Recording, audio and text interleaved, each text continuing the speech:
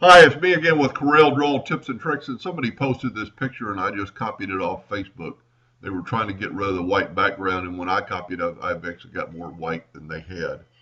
But this is a prime example. Here's the picture I copied. I bitmapped it and traced it, and I'm going to delete all this so it won't get confusing.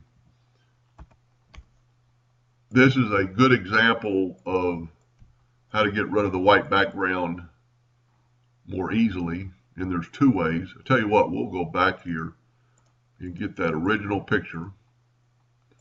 I just thought about something when I was doing this. And if you will take this and when you actually resample it, it's at a good 300 odds per inch. But when you go to bitmap and convert it to a bitmap, white, trace it white in 1 bit.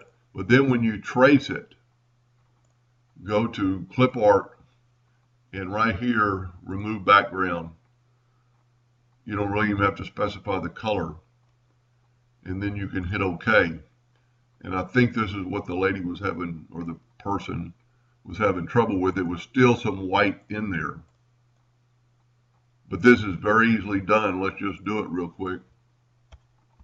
Let me just delete these other pictures so I won't get messed up.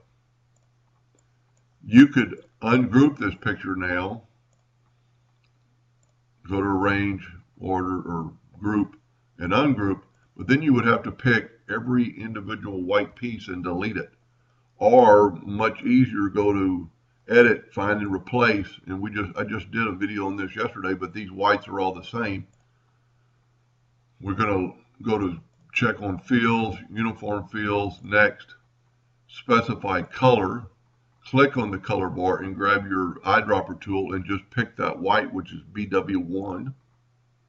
Click up here and it'll get away from that box, and then hit next, finish, find all.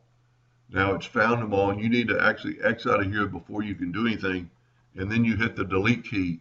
It found all the whites and deleted all the whites.